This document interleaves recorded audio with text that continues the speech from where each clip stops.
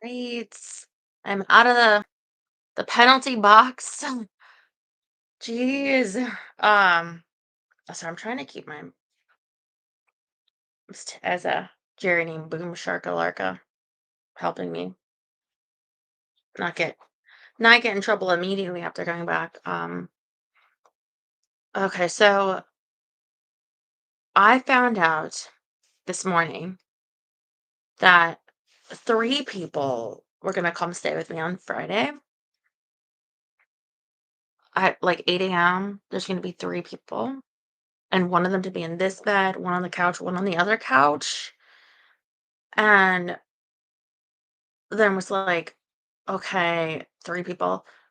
And I was supposed to look for a paper and I couldn't find that. So I was like, in here, see, I moved the cage, moved the Santa. At one point, like, that had like a lot more, but then I moved it after therapy because I was like, oh, hi, everyone. I see you, puppy. Ugh, I missed you so much. You have no idea. I really wanted to like doll myself up more, but I really didn't have the time. And I'm like going crazy for them coming. And then I get another call right before therapy, and one of the ladies has to get an MRI, CT scan, either Friday or Saturday or Monday. They don't know yet. She'd be these different tests in the hospital. So it's not going to be then, which is good because I was like going to have to not be on Friday. I would have missed you.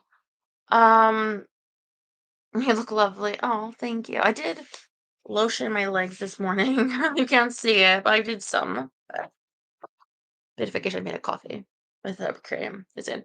Gonna need it for tonight. I was yawning and yawning during my therapy. She's like, "Have you been getting enough sleep?" I'm like, you know, every day I'm like physically exhausted, mentally exhausted, emotionally exhausted. It's been a month straight of like no one anxiety, but um, you guys, well, up to Saturday, but like I had to go to the assessor's office. I had to. Someone parked a car, by the way, in front of my driveway, like blocking where I'm supposed to put my barrels. It wasn't me.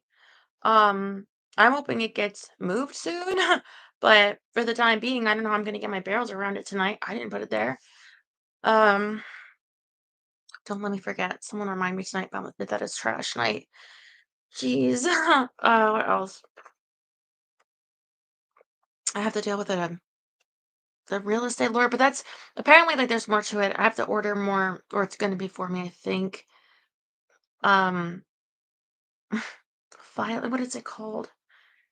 Reports.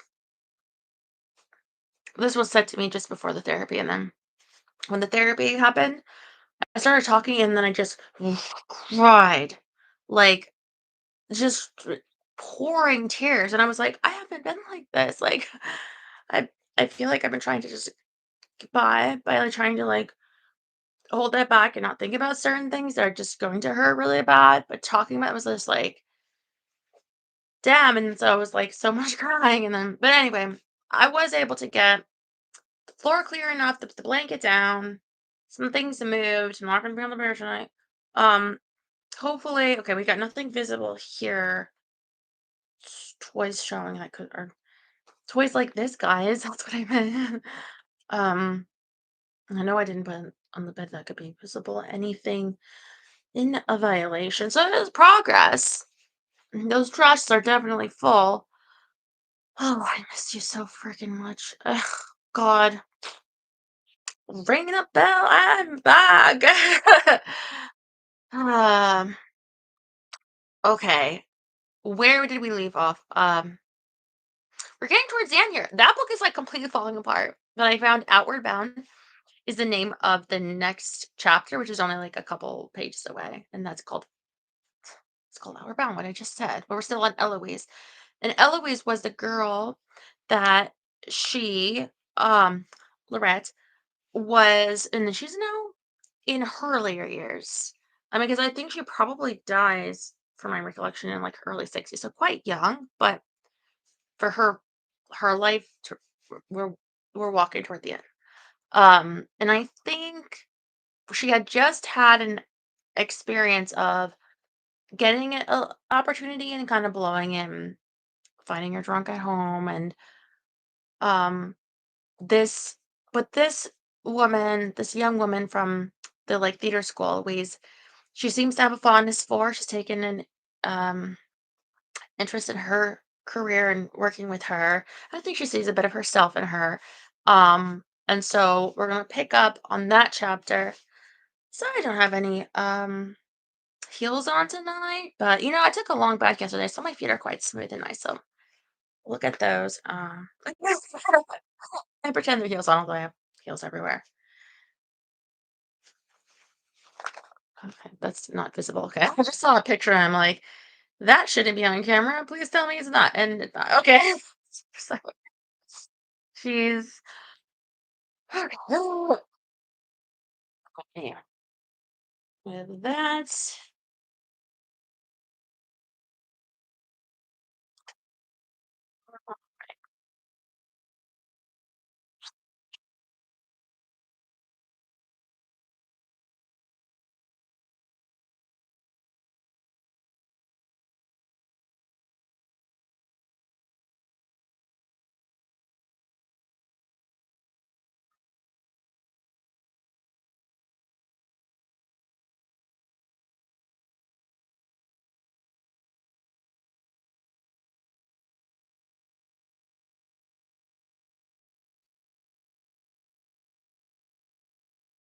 aw, makes me so happy to see you guys.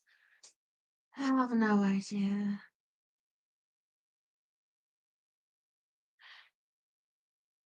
Mm. Oh, do you Costa? You decided to take your weirdo pills today. That is so good for you. And everybody else. Oh, ugh, I'm gonna pull this out. Some pictures. I'll share with you after. Uh, okay.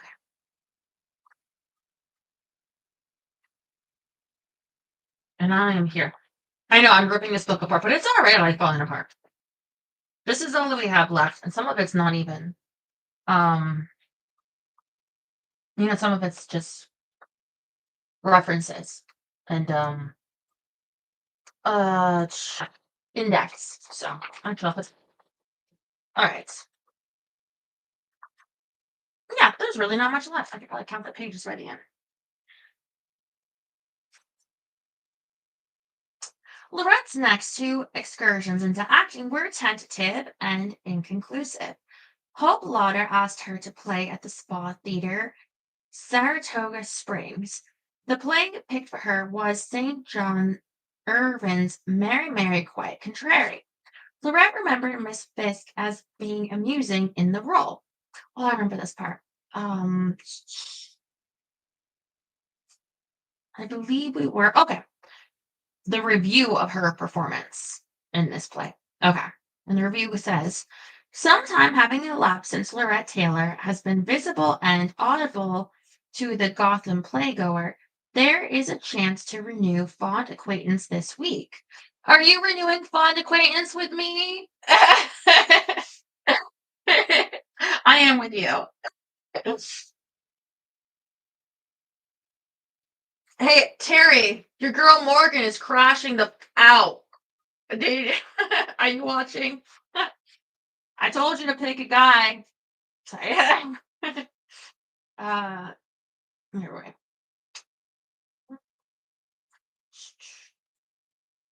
Now she is now playing Candida in Shaw's comedy of that name at the Tuttle and Skinner Westchester Playhouse.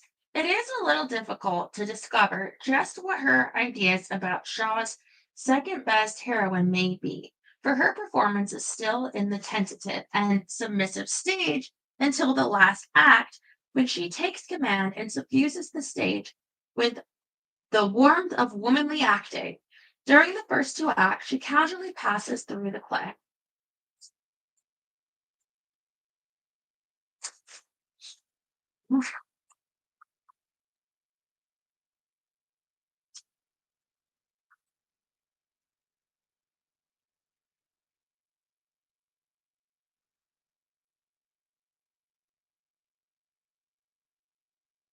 No, I'm just playing with you. I only heard something slight about Morgan. She's okay. Yeah, sorry. It was I'll remember what it was. I'll remember. It's a lot to hold.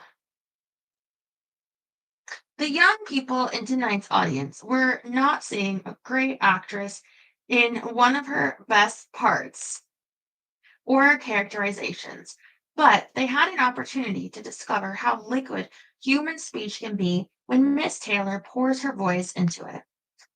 It was a curiously equivocal notice and very unlike those Lorette garnered when her talent was working full power. She had often said in the past that there could be nothing else in one's mind when acting a part but the part itself. Personal considerations must not exist. The true actor acts all the way from his toes to the top of his head because he is imagining he is completely another person. So if I am this person, how can I be affected by anything that touches Lorette Taylor?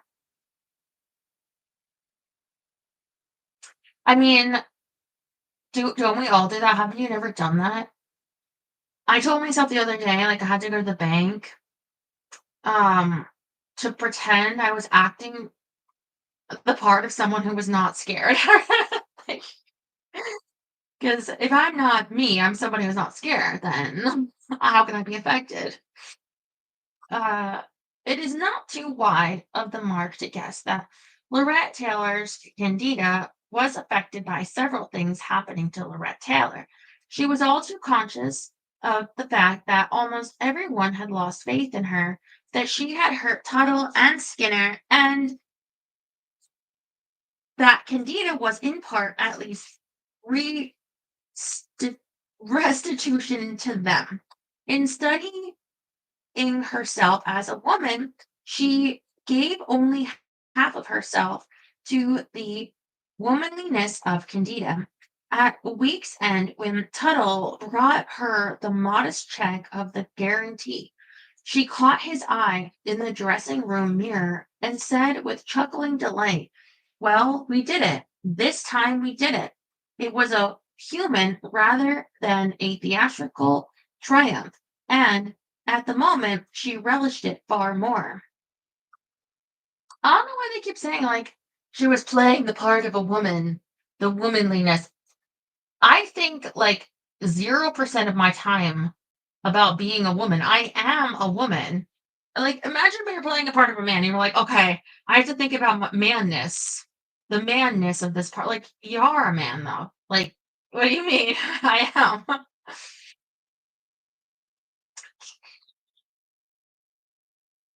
That autumn, Herman Shumlin gave her the script of The Merchant of Yonkers, adapted by Thornton Wilder from the Viennese. She liked it and went to his office to discuss it. Then Shumlin told her there were rumors abroad that she could no longer remember her lines. That happened to that singer just like, was it like a couple weeks ago, a few weeks ago? What was his name? It's like a country singer. Is it Luke Bryan? And they had to, like, cancel his tour or whatever because they, like, forgot his lines. How do you forget the lines to your own songs? Mm, scary. That he had the greatest respect for her talent, but as a businessman, it was up to him to protect the money that would be in the production. Would she be kind enough to study the part and audition it for him? Lorette blazed. Certainly not. I'm no amateur, and left the office. He never heard from her again. The interview was a shattering blow both to pride and her newborn confidence. It made acute the deep suspicions of others that had grown through the years. She got home in a terrible state of mind. To Eloise, she cried in gaunt despair, "If they say you drink or take dope, you can get over it. But when they say you're forgetting your lines, you're finished." I'm afraid times have changed because if they say that, I don't, you're doing dope or whatever. Like, I don't, I mean, what I'm thinking that means, like, I don't think you're gonna get parts.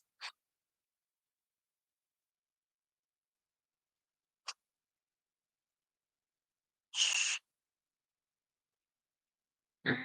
Happens to the best. Yeah, but it also happens to people that have Alzheimer's.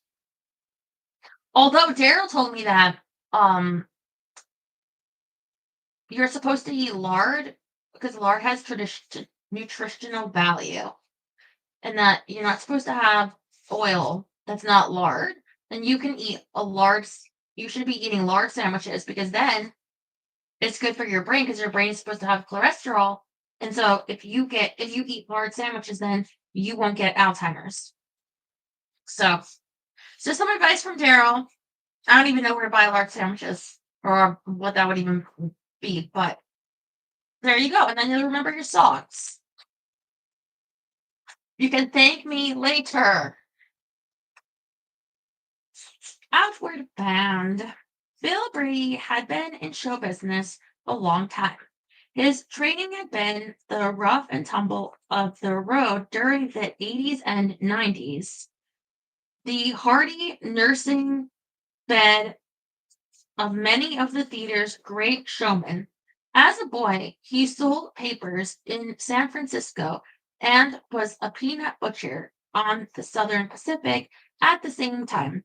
Charlie Taylor was riding the SP engines to Los Gatos. Later, as itinerant actor and producer, he toured the same circuits and used the same pirated versions of the classics as Charlie Taylor. And remember that was her first husband. Employed the same ingenuity to keep actors fed, the bill collector happy, and the audience coming in. He was playing Faust in Asbury Park when Charlie brought his moon faced ingenue Loretta Cooney there in Child White. Oh, how could we forget? They shared notices in the Asbury Park press. Maud Adams worked for him in Ryder Haggard's She for $6 a week. He gave David Warfield his first job on the New York stage in his fleshier days when recognized as dean of big time showmen. It took little urging to start him talking of those early times.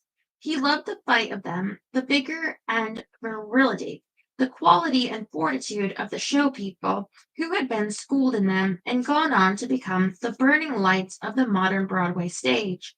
His admiration was for those who had come up the hard way, his scorn for the Johnny come lately who had never known the early rigors of show business.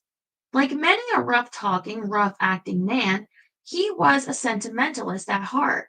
When he stopped Lorette Taylor's son on 48th Street one day in the autumn of 1938 and asked how his mother was doing, whether Dwight thought she would consider playing for him again, he was not just thinking back to Alice Sit by the Fire or back to the opulent years of her undisputed reign on Broadway, but far, far behind that. He knew what had made stars of her caliber shine. He had a plan to set her shining again. Dwight, after 6 years in Hollywood, was producing a comedy at the Vanderbilt Theater opposite the Playhouse. Brady sauntered over during a break in rehearsals. He was thinking of reviving Sutton Van's Outward Bound as part of a repertory program and wondered if Lorette would be interested in the role of Miss Midgets. Out of the side of his mouth and with customary ferocity of expression, even when his most benign, he growled a battery of questions. Could she be trusted? What were her feelings toward him since Alice? Was she friendly? Well, did Dwight think she would do the part? So I'm just having a sip of my coffee. There was only one answer to the last question in Dwight's mind. She should do it. And he thought she was ready. What she needed was encouragement, the sense that the theater wanted her again, that theater people were friendly, believed in her. You go ahead with it from your end, he told Brady, and I'll do everything I can from mine. Outward Bound is an eerie fantasy of a shipload of people. It's a shipload with a P, okay? Am I doing that right? Um, who discover to their surprise and horror that they are dead and bound for eternity. Miss Midget, a dowdy, self effacing little charwoman, at first snubbed by the other passengers, becomes something of a heroine after their destination is known. During the voyage, she discovers that the drunken wastrel aboard is the son whom she has helped support out of her savings, but refrained from seeing lest she bring him shame while others meet the examiner at the end of the journey with varying degrees of bluff, pleading, guilt, or defiance. Miss Midget asks only the favor of being near her boy and continuing to work for him. Have they good jobs there? Is one of her first inquiries of the examiner about the great beyond. When told that her wish will be granted, she gasps, "It's even, that's what it is. Oh, it's heaven, like heaven." If there are jobs? Okay. Okay. Lorette was offered the part by actor Bramwell Fletcher as production executive for the newly formed Playhouse Company. Whether by design or happenstance, she was not told that Brady had any connection with the organization. She was thoroughly pleased and excited. Miss Midget was not a starring role, but she thought it a very good one, and besides, was convinced that as originally played by Beryl Mercer in 1924, I'm sorry, I just remembered something. And they're talking about like it's not the starring role, and I remembered that the guy from I love the show. If you have HBO, you gotta watch the show. It's so funny called Hacks. And there's a guy. I think he actually like writes for the show and directs like because at the Emmys. Did you see the Emmy nominations today? I only saw a little bit, but um it looks like Severance got some nominations. I gotta still watch more, but I have a lot to do today. Okay, but he was saying like in the Criterion collection, like it popped up on my recommended. I was like late last night. Um, when I was what was I doing last night? Anyway, and he was talking about like the movies he picked and how like this movie has such great, I think it was Election, supporting characters and this supporting character speech and like I mean I've seen Election. I don't remember particularly liking it.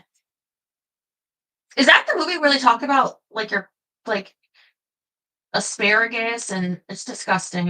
Anyway, um, but the main reason I'm bringing this up is because on the side panel where they have like recommended of more from the Criterion Collection closet picks, there was Lena Dunham, and she was like she practically couldn't fit in the closet. I don't know how they got her in there. Sorry. I didn't care what she picked. I didn't click on it, but I'm just like, wow. I mean, they need bigger closets. I'm sorry. I've never seen it.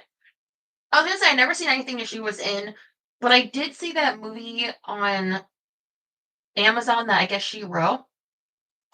I forget what it's called, but it's the one where the girl gets her time of the month, and they say that's your monthly tidings, and I've been calling it that ever since. Sorry, I'm calling you guys back up. But I never seen any show she's on or whatever. Yeah, I said I don't know. I just thought it was funny. Like you're embarrassing her. I'm putting her in this closet. I'm sorry. I'm sorry. Like you're gonna knock all the movies around. I think it is set up because how would they know exactly where it is? It's like they tell them like, oh, it's this movie here or something, right? I don't know.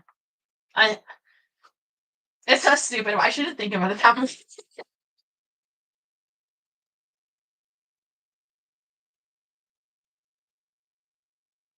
Yeah, but I've never seen Girls. I've just seen her fat ass in a closet. Sorry. What? Why was Girls Good? Do you watch it every night? Oh, okay. And where was I? Oh yes, the supporting roles. uh,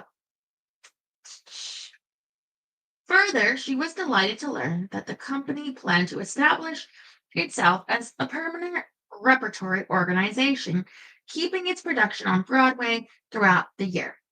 Her answer to Fletcher was a quick and decisive yes. Then she learned that Brady was behind the venture. Almost at once, she began to waver. Her thin reservoir of confidence, badly depleted by Shumlin, oozed away. Without explanation, she shut herself off from her new associates, was out when they called. When Dwight got to the apartment, she had begun to drink. With maddening, supercilious logic, she began to explain why she was not going to do Outward Bound. The billing was wrong, the salary inadequate.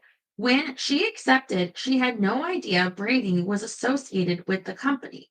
She had no confidence in him whatsoever. It would be a serious mistake to appear under his auspices again. Dwight no longer tried to suppress years of mounting fury and launched a stinging blast. How long was she going to live under a dead man's shadow?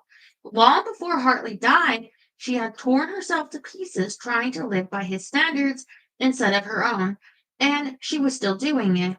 She had set him up as some kind of god, judging the rights and wrongs of her conduct by him, trying to be a lady when she was not a lady, polite when she was not polite, all of which was not important.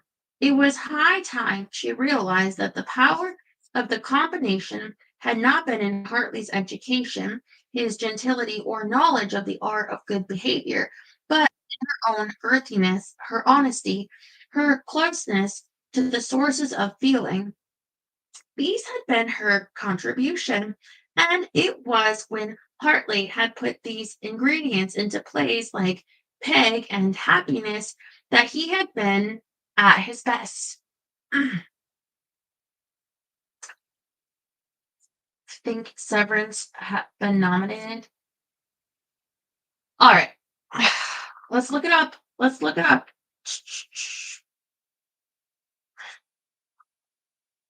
Would it be best drama? Okay, 2025. Yeah, here we go. Emmy nominations. Severance leads. Whoa. With 27 nods. Oh, they're gonna give it the actors too, as they should. The studio was great. The Penguin was great. White Lotus didn't see it, didn't watch it.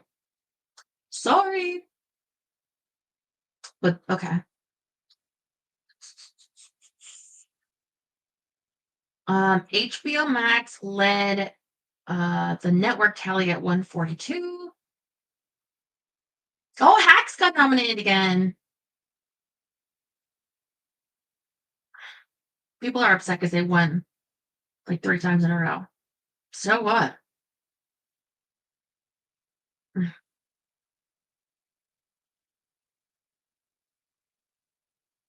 Okay, The Pit got nominated for star Noah Weil, who earned 5 noms but no win during his ER stint. That's good. Oh, The Diplomat, Carrie Russell got a nom. Oh, Paradise. I love Paradise. Um, let's see. Paradise is on Hulu. Slow Horses. I really got to see Slow Horses because I heard some good things about that one. That's on Apple TV.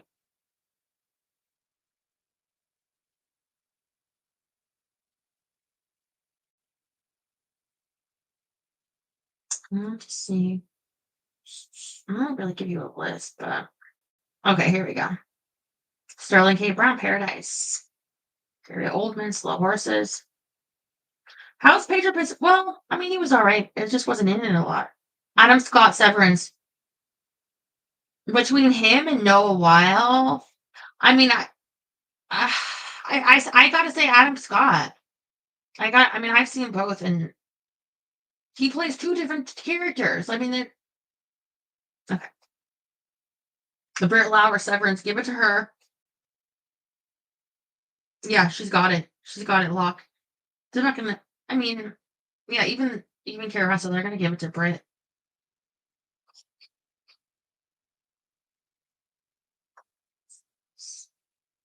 Lead actor in comedy? I only saw literally the only one on this list I saw is The Studio, so I can't really make a call. I mean, I like The Studio, though.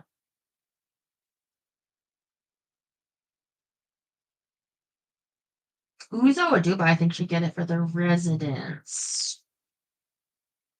Now, I still haven't seen Only Murders in the Building. I don't know. I mean, I think it has an appeal because I really like Steve Martin's comedy.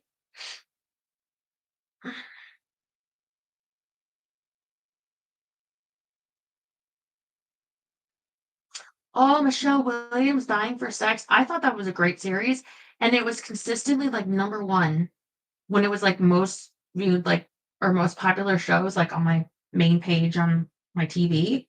So I bet that they're gonna give it to her. They should. That's an unlimited series. Okay.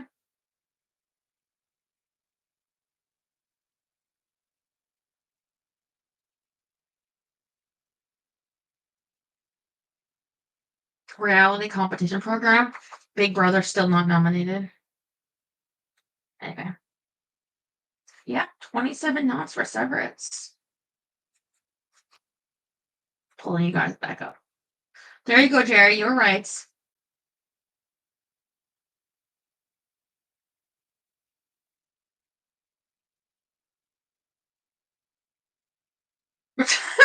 What the hell is this? What is this? Okay, I probably shouldn't make any comment about what I'm seeing right now. Uh, okay, I probably can't even send this. Can I send it to you? Okay. It's called An Autistic Teen with Uncontrollable Rage. He wishes he could stop. Because it somehow like got you guys off my main page. And I'm like, this guy looks like Peter Griffin. And in the subtitles, the captions, he says, I've been called Peter Griffin. I'm like, yeah, they're right. Sorry. Sorry. Oh, okay, there you go. I'm not gonna watch that right now. I'm gonna pull you guys back up. Okay. I'm not trying to get banned again right now, bullying autistic kids. Let me see. Let's see. Okay, I'm gonna send it to you. Hold on.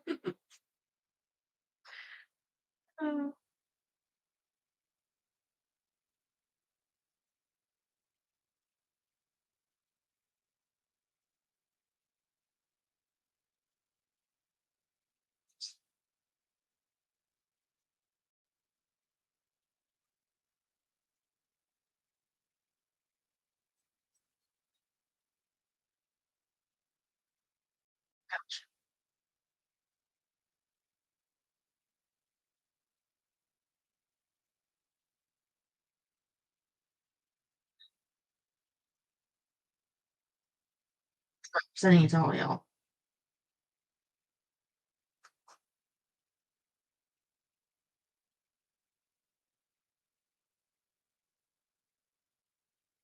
You know what? I want to know. Now I want to know why. Okay, I'm sorry. I just went on my page to send it to you guys, and you know who you are that's watching me right now. That wrote me at 1:30 today. It's too hot today to have boners. Sorry. What is wrong with it? Okay, there you go. You're getting it. Well, I want to know why YouTube, after watching my video, recommended an autistic kid with rage. What? Go check your all messages. I sent it to all y'all. Sorry. Okay. Where was I? Uh, oh yes, she was crashing out. Um, and Dwight is saying, "Snap out of it." Ignoring her rising anger, Dwight went on deliberately. In many ways, Hartley had done her a great disservice. He had overprotected her, failed to face facts and make her do so, clung to artifices and pretensions which were valueless and which had only added to her confusion, making it harder for her to accept herself as she was. It was high time she gave up her blind adoration, saw the relationship in its true light, and recognized her own worth as an individual apart from Hartley or anybody else.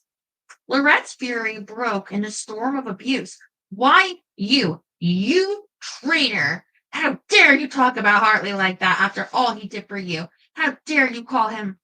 The telephone bell shrilled through the apartment and Dwight answered gruffly. It was the Brady office. They had been unable to get in touch with Miss Taylor for the last day or two. Was there anything wrong? Nothing at all, replied Dwight. She was busy with costumes and hair, last minute appointments before rehearsal started. She would be there on Monday then. Yes, absolutely. Tell Mr. Brady for me that she is fine, just fine, all set.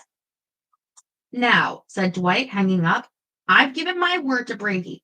I've staked my reputation in the theater, and if you don't care anything about yours, you can think of mine for a change. I'm just getting started again, and I can't afford to be made a liar. It was almost curtain time, and he was needed at the Vanderbilt. But before he went, he wanted one thing clearly understood. If she didn't go through with this engagement, he was through, once and finally through with her. Laurette could feel herself crowded on all sides. She had to make a move in some direction. She was afraid to go forward, deathly afraid, for behind she must leave the last remnants of Hartley's protection. Prohibitions, mostly, that there were meant to be kind, and the featureless terrain of alcohol that asks no effort, harbors no love, spurns those who come with love to help. The one she adored above everyone had castigated her, spoken hearsay against her other great love, and now was walking out. She would lose him not only now, this minute, but if she failed to carry through with Outward Bound, he would not come back ever. She knew that all the forces of darkness that had battered her for 10 years battered her now, and she cried out that if he left, she would hurl herself from one of the long balcony windows to the street. Her face was distorted with despair. Her demon sat between her brows, and there was no light in her eye but the light of her own private hell. Dwight deliberately turned and walked from the room. He took the slow, old-fashioned elevator down the 14 floors, walked slowly through the lobby and down the few steps to the street. There was no gathering knot of people under the lamplight, no dark, dead form smashed upon the pavement. He filled his lungs with the cold air of December. He knew that a victory had been won. On Sunday, he was back. Laurette greeted him, scrupulously neat, hair caught back with two barrettes, a dark blue sailor jacket he had given her buttoned over her wide slacks. She looked like a battered old sea captain, Dwight recalled. But she was sober. With shaking hands, she lit a cigarette, and in the ravaged, still suffering face, the smile was sweet. I'm all right, she told him. I'll be at rehearsal on Monday. On that first Monday, members of the distinguished cast noted in Laurette an extreme nervousness which seemed to increase on succeeding days. Bramwell Fletcher was directing and playing the part of her son.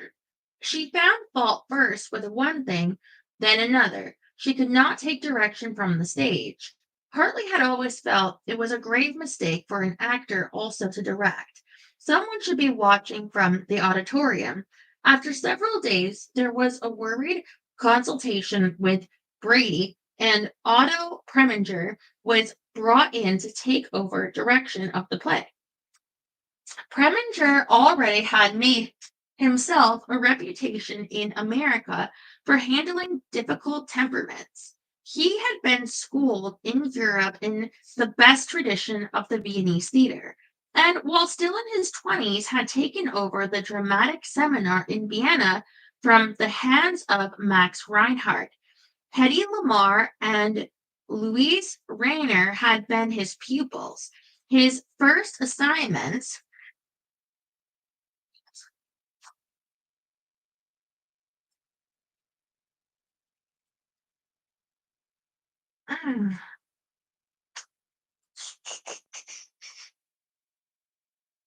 Little House on the Prairie, did that get rebooted already? I heard that it was being rebooted.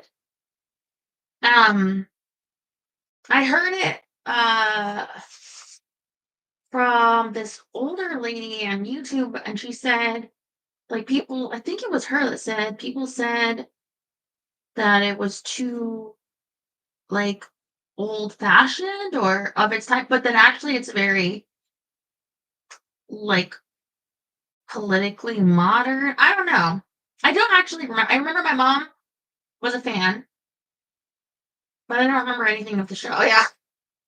My mom was hot for the husband. Yeah. So that's all I remember. I'll let you know if I hear more about the reboot though. Weird.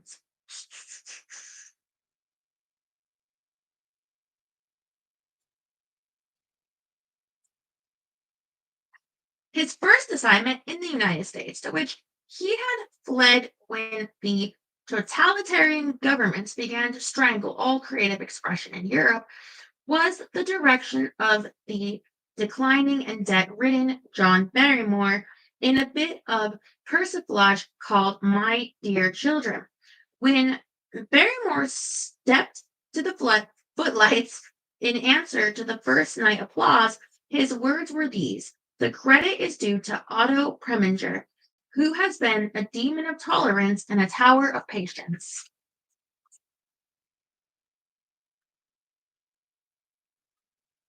Mm.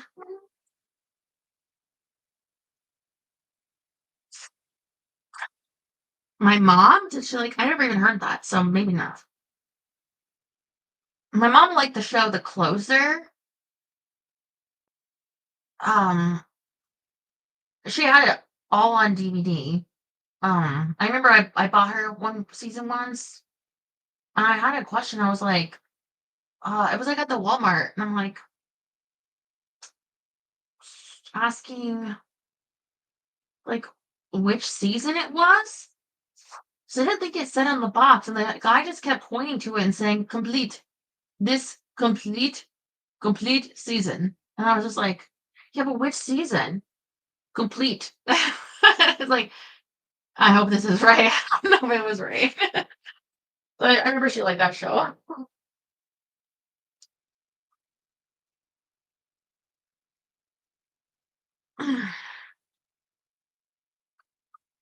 Brady informed Kreminger of his experience with Lorette in Alice. In putting her in the role of Miss Midget, he realized that he was taking a long gamble. However, Preminger was not to worry. Brady's wife, Grace George, would sit at the back of the theater and be up on the lines to take over if Lorette quit. It was soon evident to the new director that something other than ordinary nerves and the frictions of first rehearsals had put Lorette on the defensive. Her attitude was constrained and unhappy, her manner toward him reserved and suspicious in the extreme. Shortly after taking over, he invited her to lunch and told her quite frankly what he had heard from Gilbert Miller, from Shumlin, from Brady. His frankness brought forth her own. "I know Grace is sitting on the back of the theater And I know why she's there. She said, it's humiliating and disgraceful. I won't go through with this. They don't expect me to, and I won't. What's more, she told Preminger she didn't think they had expected her to when they gave her the role. They'll get all the publicity that goes with my name, good and bad, and then they'll put Grace in the part. Lorette admitted she was bitterly disillusioned, licked. No one would give her a chance. She told Preminger her side of the Schumann story. If he had no confidence in me, why did he send me the script?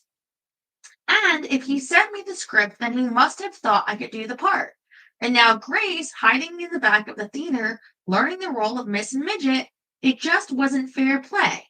Lorette was notoriously a poor study. Her method of tackling a part had always been to learn the lines at the very last. But now they were saying she had no memory, that she was no longer capable of memorizing her role. Well, I mean, don't. Aw, thank you, Jerry. And you see, and now I have the super chats. I had to click allow, turn on or something because I passed 1,000 more. Yeah, that's it. I'm telling you, you might think like, oh, it must have been on the box. It wasn't on the box. It didn't say which season it was on the box. I'm telling you, why would I not look for that? I don't design boxes and everything. Oh, I was gonna say, wouldn't they have an understudy?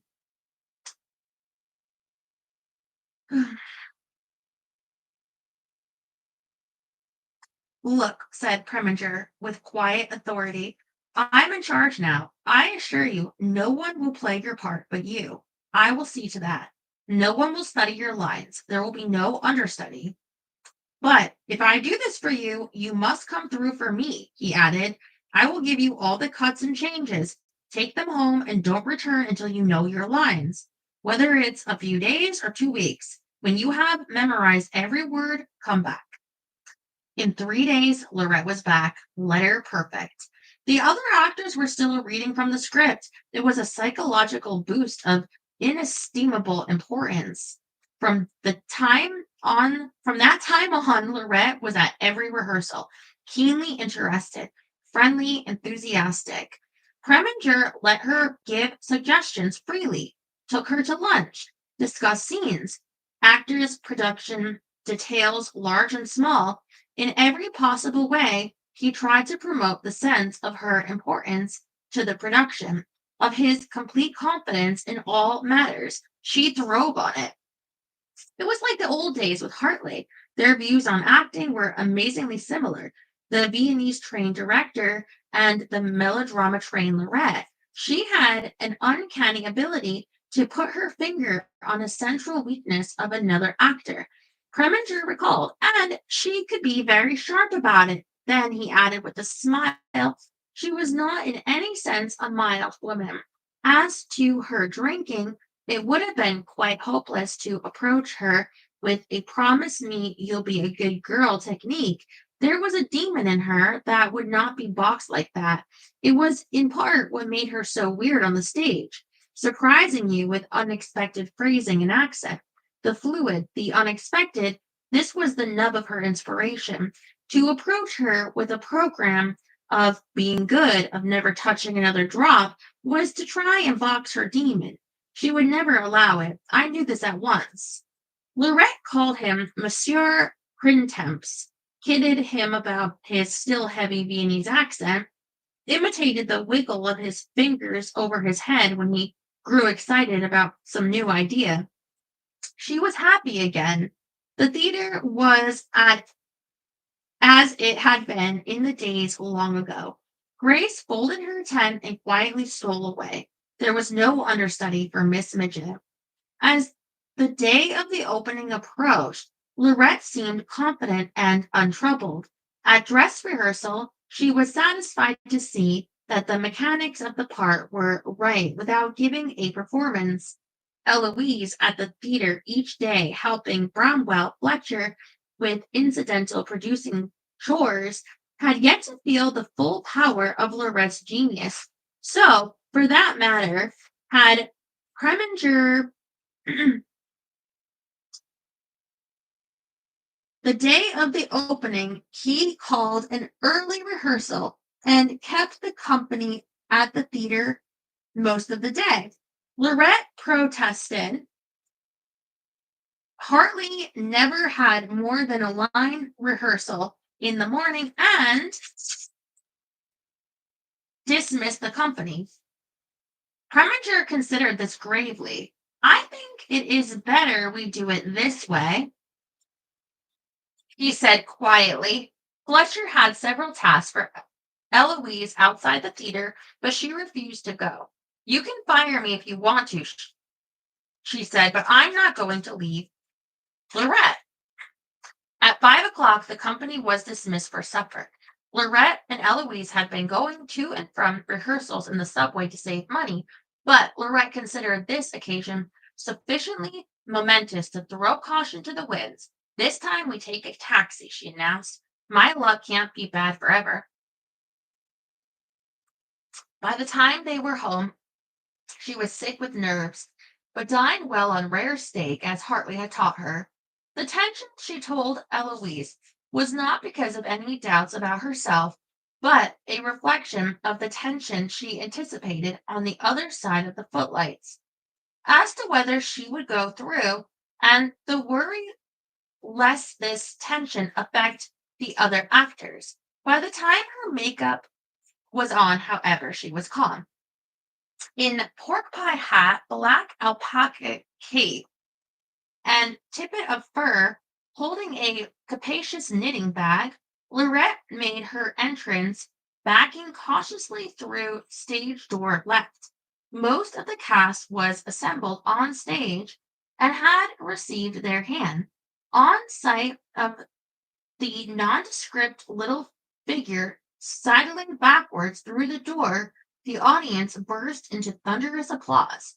Lorette turned to say her first lines, but it was of no use. The ovation continued. Gathering momentum, people shouted and whistled and wept. They beat their feet on the floor. Here and there, groups rose until finally the whole audience was standing. The humble, shawl wrapped figure bent a little at one knee, thrust one high buttoned shoe tentatively forward, then drew it back. The hands with the knitting bag fluttered uncertainly up to the throat and down again. Still, the demonstration went on.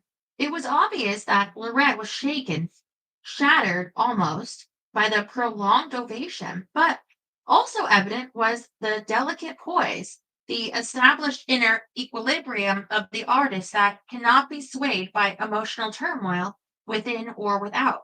She tried to stop them in every way she knew how. She fumbled with the cheap handles of the knitting bag, swung it down at her side, pressed it high over her heart.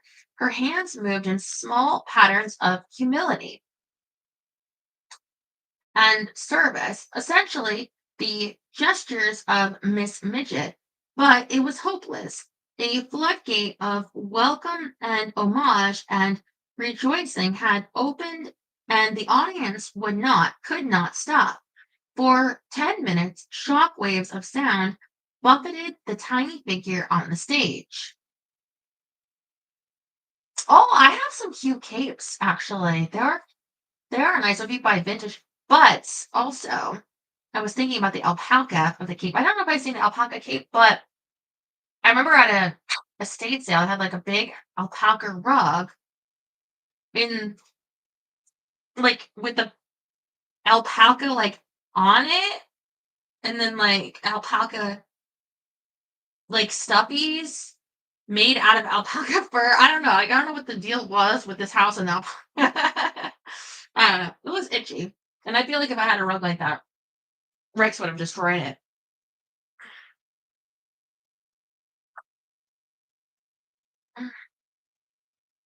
Uh-oh.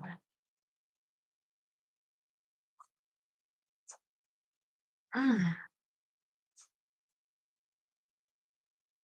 Somehow, finally, Lorette managed to say her first line, then quickly moved to a chair, plunked herself down, drew two large knitting needles from the bag, and began to knit. It was a gesture both humble and commanding, humorous and apologetic.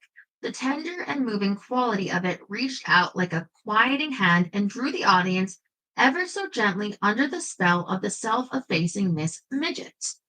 At the end of the play, there were 22 curtain calls, and Lorette made three grateful little speeches. Not much, just murmurs between the thunderous acclaim. Several times she held her hand over her mouth as though trying not to shout back, the incredible brows arching high with excitement. There was no false humility, but pride and gratitude and a kind of shared astonishment on her face, as though she said to her audience, as she stood there looking out, "Yes, the truth is wonderful, isn't it? The most wonderful thing in the world. It was in me all this time. I'm glad I could bring it to you again." And beneath her artist pride, her heart was melting with the warmth of the affection that came flooding across the footlights. They remembered, they cared, they loved her. The metamorphosis was complete. Afterward, in direct contact with the stream of well wishers backstage, emotion overcame her. Putting her arms around Antoinette Perry, Lorette wept. "Oh, Tony, it's back. The theater's back."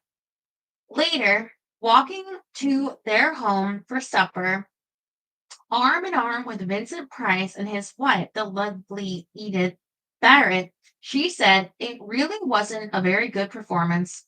Still, not humility, just a bobbed curtsy to that inner vision, not quite lived up to under the unusual stresses of the evening. Although no starring part, Miss Midget indisputably became one by virtue of Lorette's superb performance, not because she makes any attempt to transform the work into a starring vehicle, said critic Richard Watts. On the contrary, her playing is both quiet and modest. It merely happens that she is one of the finest actresses in the world. John Anderson tried to be more analytical. He went twice to see the play, particularly giving attention to what he called Miss Midget's incredible scene with the examiner. God knows it is not the dialogue of the scene, but the curious suspension of it. And it is this which Miss Taylor has seized upon for one of the most heartbreaking passages of acting I have ever seen. Seeing her begin it with a tremulous ballet of her hands, I tried to watch sharply enough to sleuth out the magic of such spellbinding, and then gave up, too misty eyed, I'm afraid, to detect anything that can be explained. Of all the praise showered upon her, Lorette liked Anderson's the best. That is, or should be, an actress's heaven, was her comment, to create a complete illusion, and none of her spectators be able to detect how it is done. As the play progresses, give up trying. Leading Brooks Atkinson, who found her portrait of Miss Midget an evocation of light. "Please, Miss Taylor, be careful at the street crossings, and don't catch cold at this anguished time of year. There is no point in wasting a gleam that is precious in a somber world." Miss Midget performed the service Lorette had devoutly hoped for, brought her back in triumph to the theater, and, despite the smallness of the role, re-established her at once in the top bracket of stars. And the Broadway to which she returned was far from mediocre. New and old names flashed from the marquees, drawing capacity audiences. Although many of the plays were only fair to middling, individual performances were exerting magical power. Raymond Massey's Abe Lincoln, Morris Evans' Falstaff, Robert Morley's Oscar Wilde, Tallulah Bankhead, and the greatest role of her career as Regina in The Little Foxes. New laurels came to Judith Anderson in Mary, the Mother of God in Family Portrait, Catherine Cornell shown in No Time for Comedy, Katharine Hepburn in The Philadelphia Story, and there was the compelling vigor and magnetism of Ethel Waters in Mamba's Daughters. In all this brilliance, a gallant little body in shawl and pork pie hat reached out with disarming humility and utter persuasiveness, and laid claim to her niche in theater history. In her meager moments on the stage, a future chronicler was to say, she created a character so sensitive and moving, so tender and pathetic, that critics still mention it as one of the few eruptions of histrionic genius in our time. With the success of Outward Bound, Lorette became the best copy in the world. The story of a comeback. Everything she said and did was of interest, and to the delight of reporters, she talked freely of everything: her youth on 125th Street, Grandmother Dorsey, struggles in Western stock. She admitted the 10 blank years after Hartley Manor's death. Something happened to me then. Instead of treasuring the things that reminded me of our happiness, I destroyed them. For 10 years, the theater, life, people meant nothing. She had tried to escape all three. The opening night of Outward Bound, I found I cared very much indeed for all three, particularly the theater. Yes, she had authored several plays, none of which had got to Broadway, and had just finished another under a pseudonym on which a producer had taken an option. He didn't know she was the author. No, she wouldn't play in it. They'd either say I was a good actress who couldn't write or a good author who couldn't act.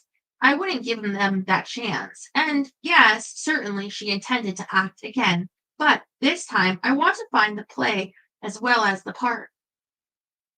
There was one keen disappointment which came with success. The Playhouse Company abandoned their original plan to do repertory in New York. Outward Bound was to run through the winter, summer, and fall of 1939, one of a handful of plays to vie successfully with Mr. Wallen's World's Fair out on Long Island Flats, and late in November begin a tour of eastern cities.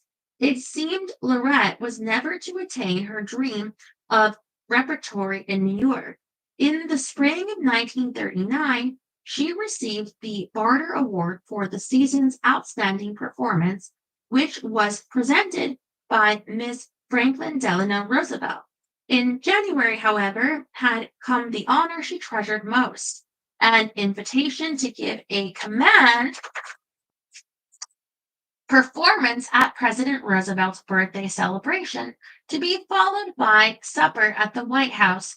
Lorette worshipped Franklin Roosevelt.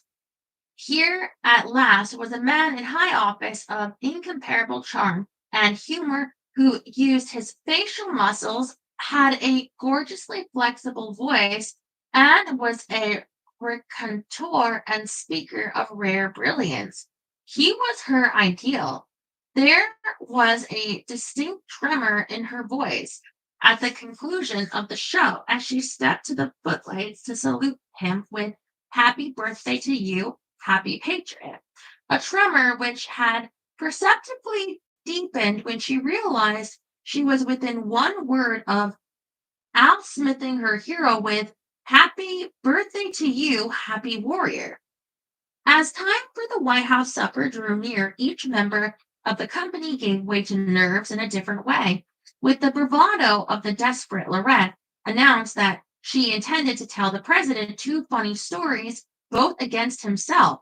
"For God's sakes, you can't do that," Florence Reed warned her.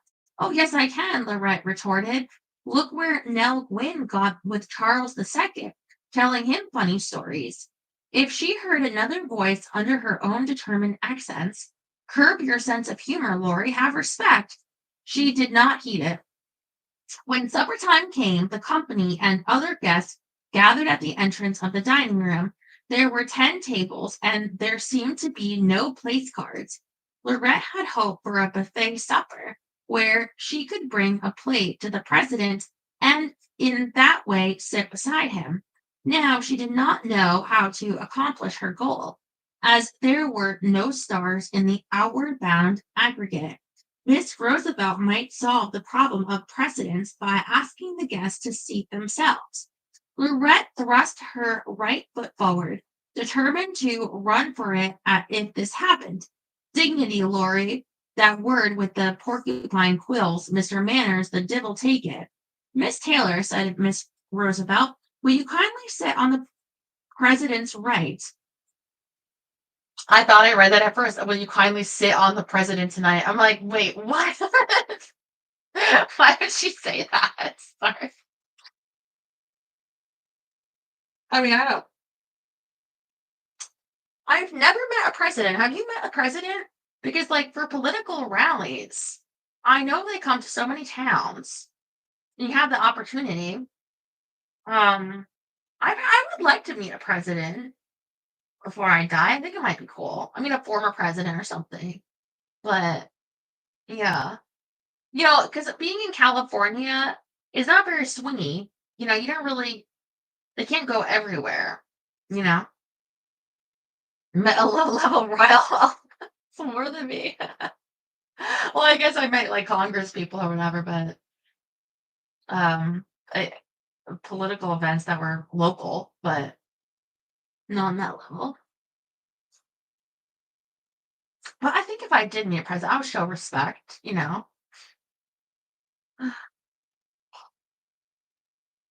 Lorette shifted her balance back to center, and with grace, fully gliding step, every inch the poised actress took her place beside the president.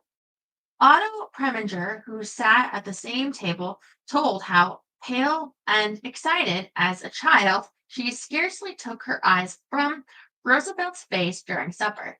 She told the two stories when the appropriate time came, and Roosevelt threw back his handsome head and laughed long and heartily at both.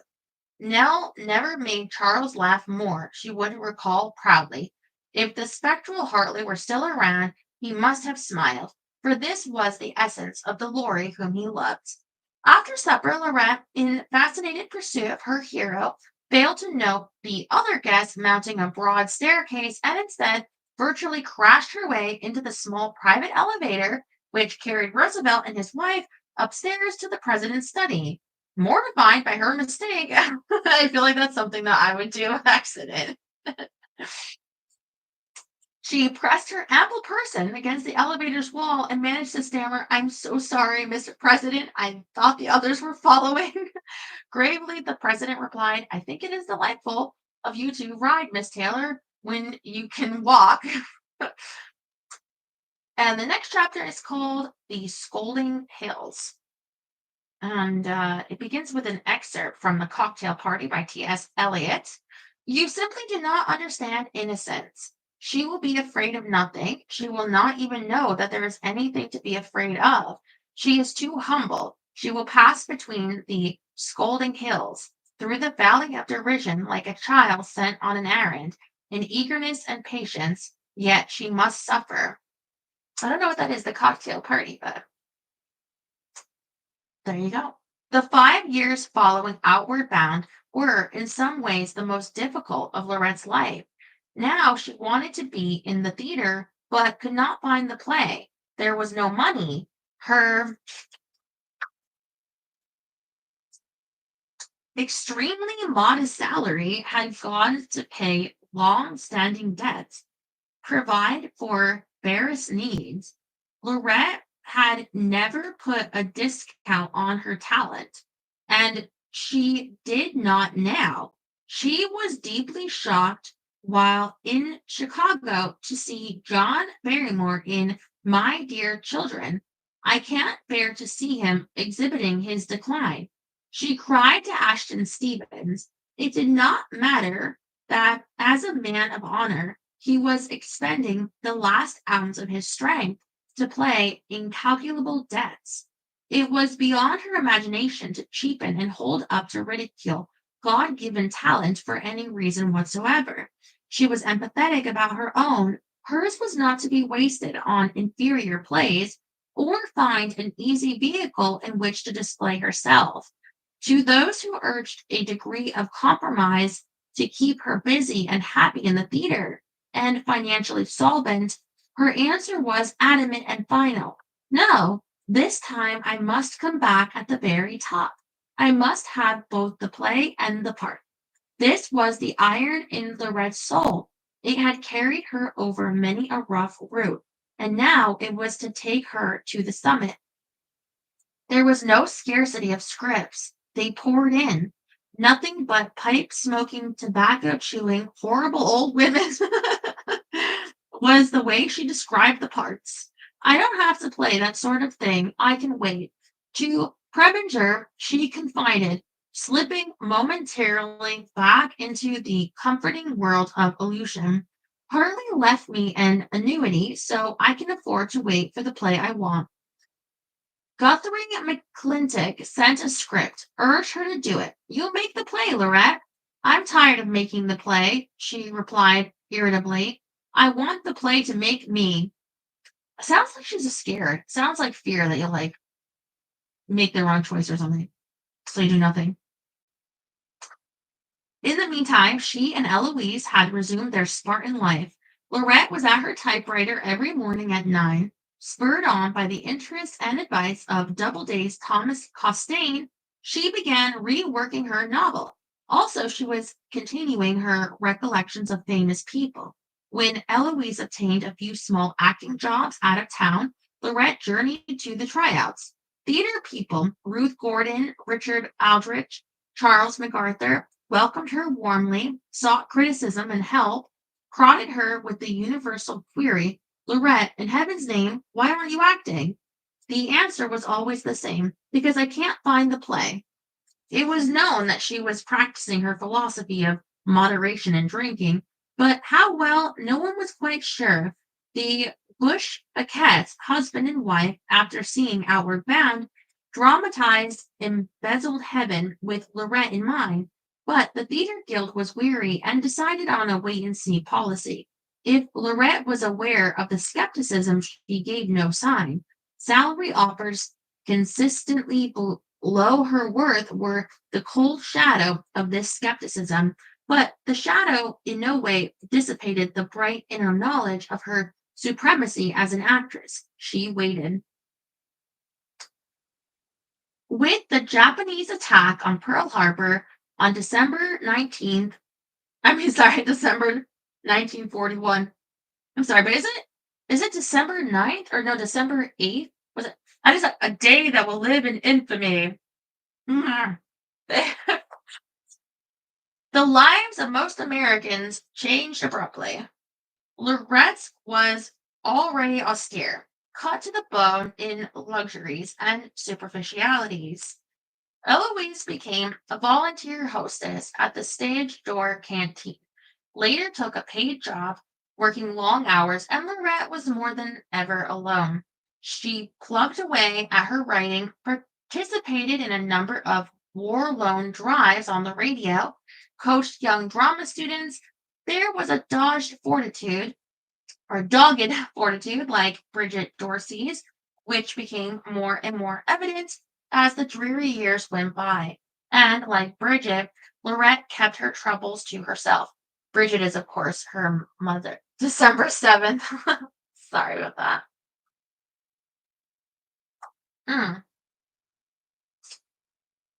For company, she got a lively Cocker Spaniel called Mr. Smith, who further shredded the antique upholstery.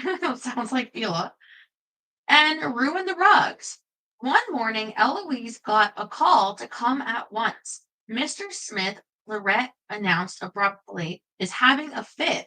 She raced home to find the cocker quite well, if his usual uncollected self. It was Lorette who was having the fit. In spite of Mr. Costain's enthusiasm, the publishers had turned down the reworked novel. Seeing her less and less frequently and hearing of no forthcoming activity, Broadway began once more to have its doubts. The years were passing as they had passed after Hartley's death, after Alice sit by the fire. Inevitably, the question changed from a direct, why in heaven's name aren't you in the theater, Lorette, to the more oblique one to Eloise, how is she behaving these days? At the few gatherings she attended, Lorette came to know the fishy eye of the one time idolater, and there were some of the seats of the mighty who, once and for all, scratched off her name from the list of those who could still be useful to them. but Lorette waited.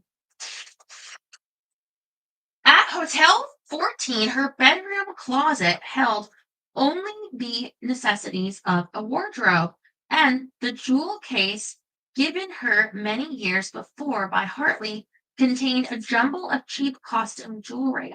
Piece by piece, the exquisite sets of emeralds, rubies, and sapphires had been sold. The cavernous, dark paneled living room, with light slanting in moat filled shafts through leaded windows, began to look like some reliquary of the past.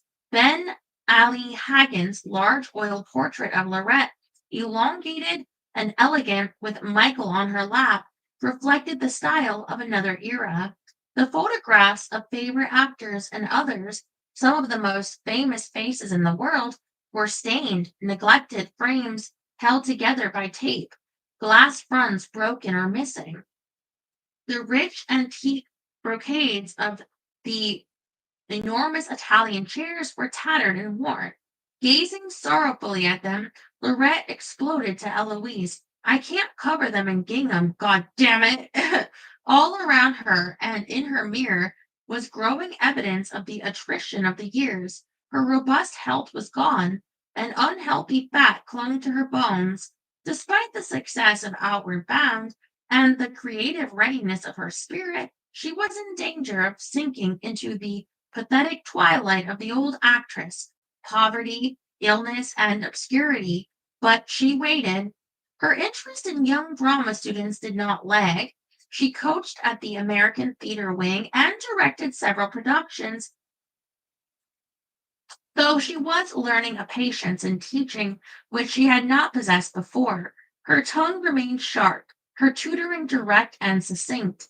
To a pretty young miss busily preening before the footlights, Lorette would say, if you are on the stage just to show off your little breasts and your little waist, you should choose another profession. What? How dare you?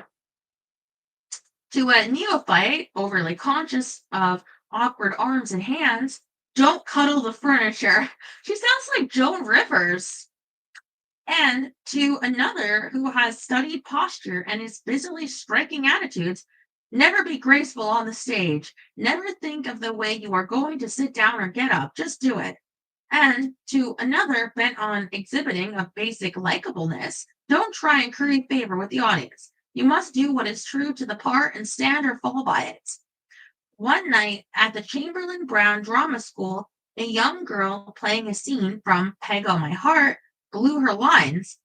From the auditorium, in the soft, delicious brogue of Peg, came the missing speech. Oh no, ouch.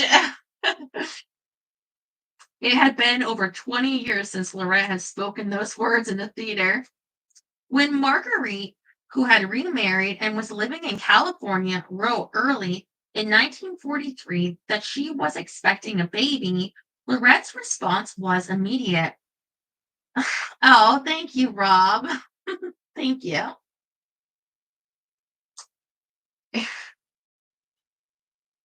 Close and affectionate as though no gap had ever existed between them. I am very glad indeed about the baby, she wrote. No matter what happens later, they are the wonders of the world, and I always thought you should know that wonder. And in July, when the baby was born, Marguerite Houghton Courtney, what a name for an opera singer. People say you forget all about the pain and inconvenience of birth. That's not true. It's only that the wonder wipes out anything else. It's wonderful, Maggie darling, that you have this baby. Wonderful. Much love, your ma. I feel like she's become nicer. It sounds like she's become more generous with her words than she used to be. One brisk December afternoon in 1943, Irvin Cobb's daughter, Buff, encountered Lorette on Fifth Avenue, busily shopping for Christmas toys. She was bubbling with excitement at the prospect of spending Christmas with her grandchildren, who, upon the birth of Marguerite's baby, numbered four. Yes, she was going for a long, long visit, she told Buff, and really to get to know them all. Barely were the holidays over when Buff met her again on a New York street. Why, Lorette, she exclaimed. Back so soon? I thought you were going for a long visit with your grandchildren. I know, replied Lorette with ill concealed pugnacity, but they didn't like me very much, and I didn't like them. Thus, bluntly, Lorette summed up a visit which in some ways was little short of a fiasco. I guess Marguerite remembers this. Oh, thank you, Jerry. Its timing could hardly have been less opportune. Dwight's marriage had recently broken up, and he had his hands full caring for his two young sons, Jeffrey and Andrew, and daughter Audrey. Competent help was almost unattainable because of the war.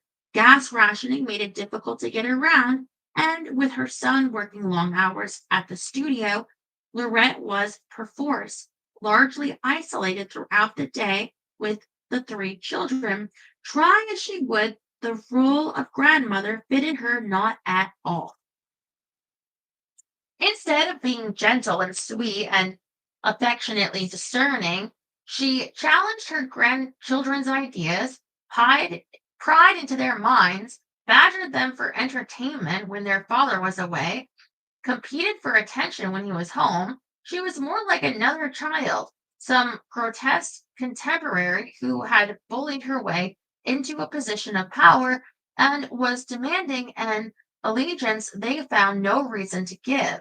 At best, the feeling was one of armed truce. With Dwight and Marguerite, her behavior was not much better. Jealous possessiveness of her son made her an open critic of his children.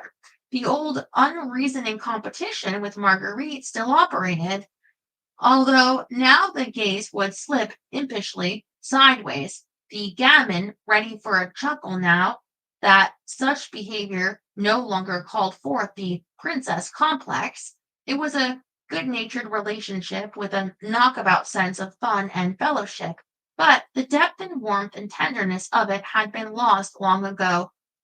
Um, Sluiced away to strangers on the other side of footlights. Whatever the shortcomings of her family relationships, however, they did not defeat her, nor did the fat, which had become formidable. Whereas once a few extra pounds would send her hiding, now looking half bent down, half pirate in enveloping cape and wide brimmed hat, she sailed down the aisles of swank Los Angeles shops and boulevards with so jaunty an air that all eyes turned to follow with a fixity of expression usually reserved for Hollywood's sleekest celebrities.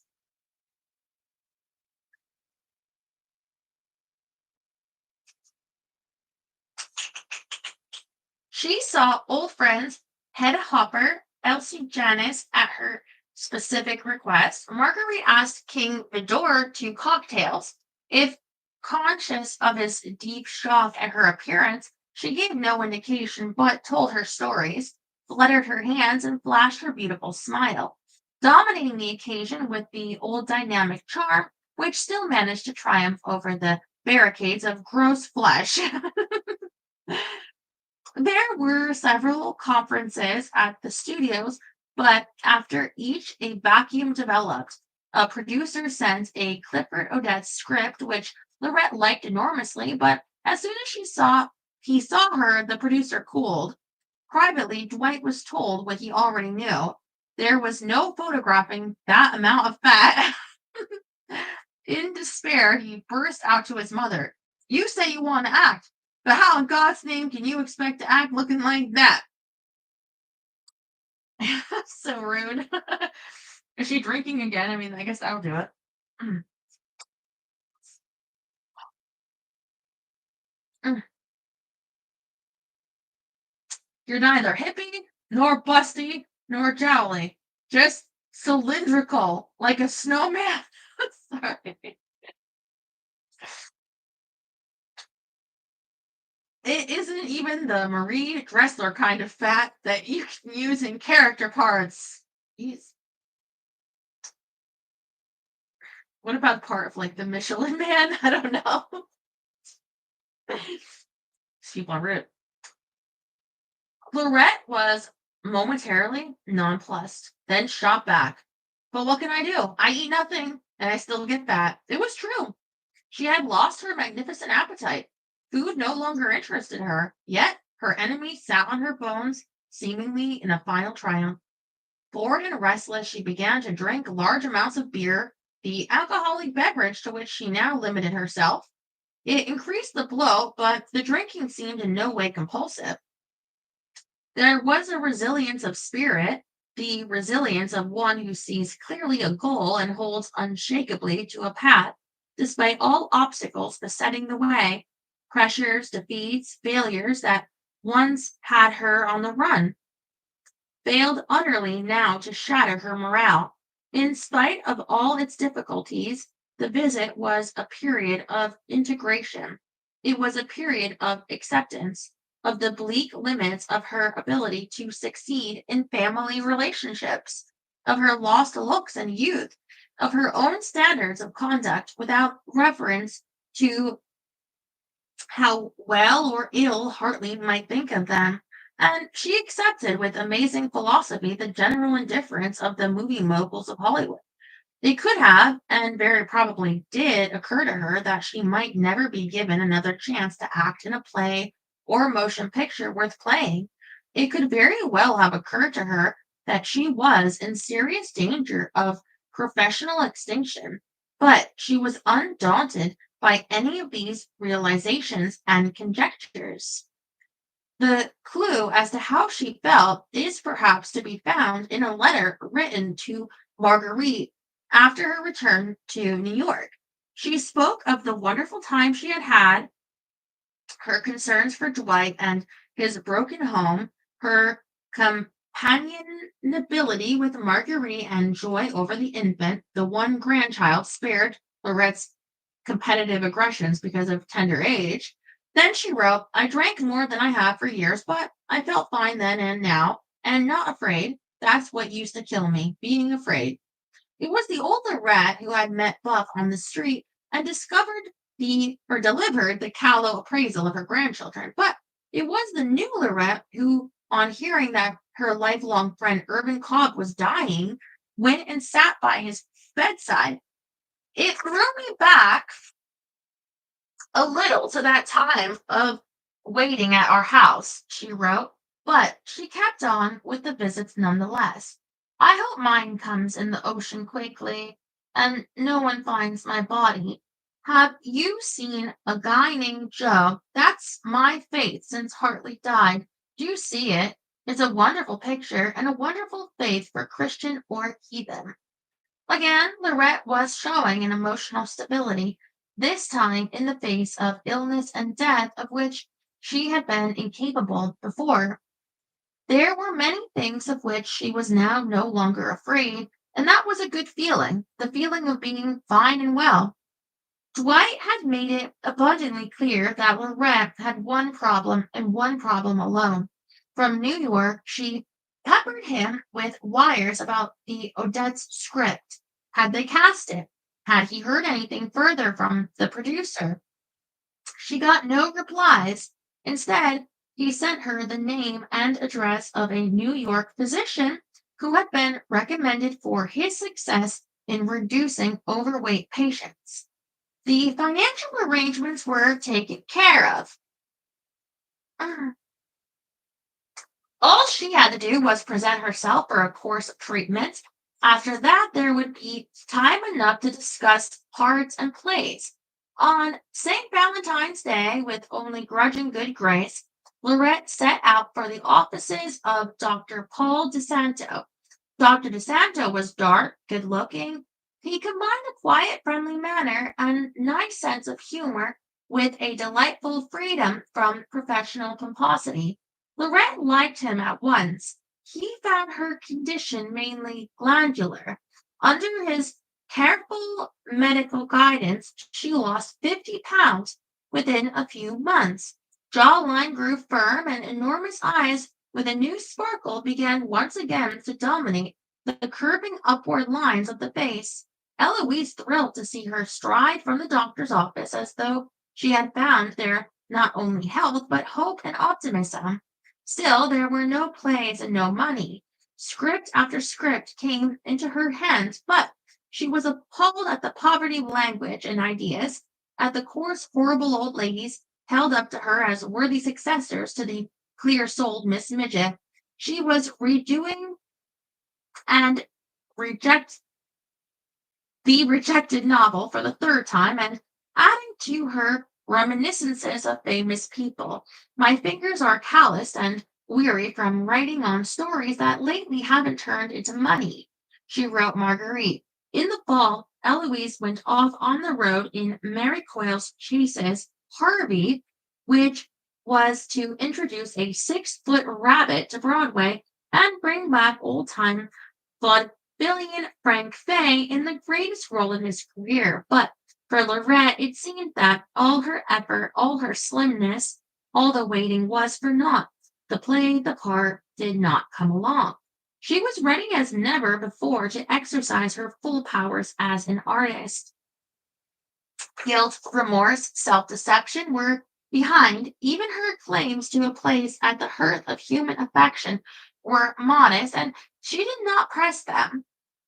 Her gift was from God, and she had kept it well. All common ills and ill fortune faded away in the lights of this knowledge. Humbly now she stood before the doors of the theater with this, her one treasure, asking to enter. Long ago she had said, I think that the germs of greatness are born in one, but that the courage of cultivation is a matter of conscious effort. The instinct of self preservation must be, in a large measure, killed, and the sense of giving substituted. I'm going to have to read that line again. So give me a second. I want to take a sip of my coffee. I'm going to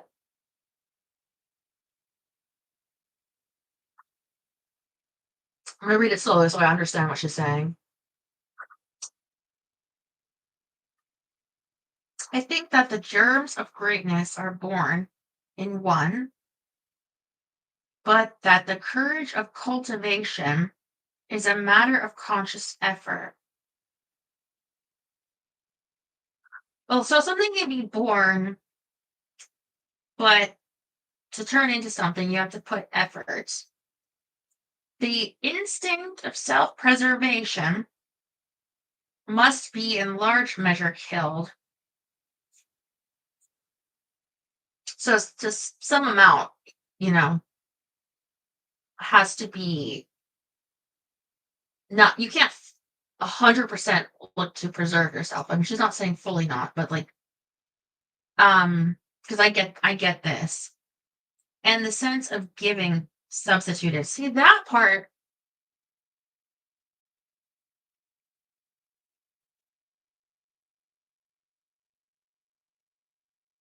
Yeah, I get that.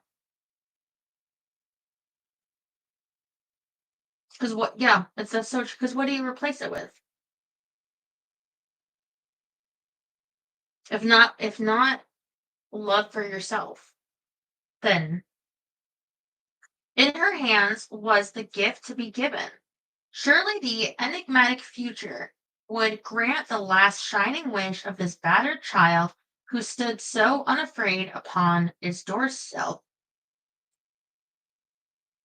Yeah, but she's still, I mean,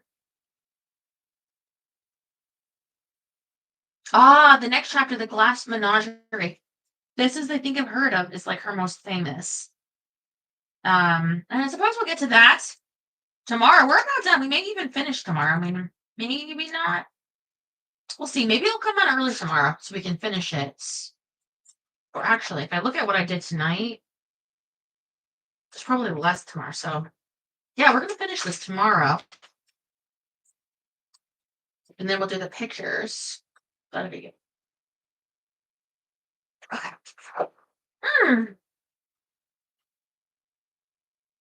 Let's make sure I don't get banned tonight, right?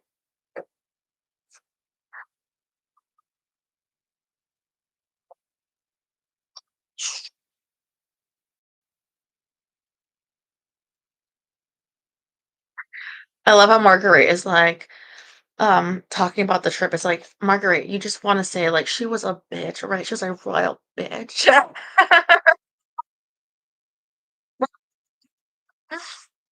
Listen, listen. I get it. As my mom was like that.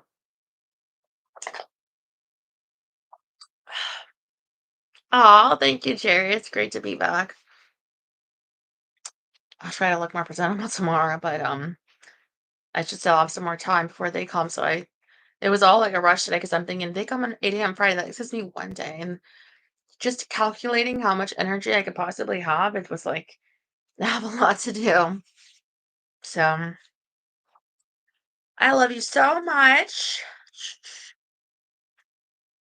My brain is like about half dead, so I should say goodnight. Stay cool. Get some rest. Stay hydrated. I love you.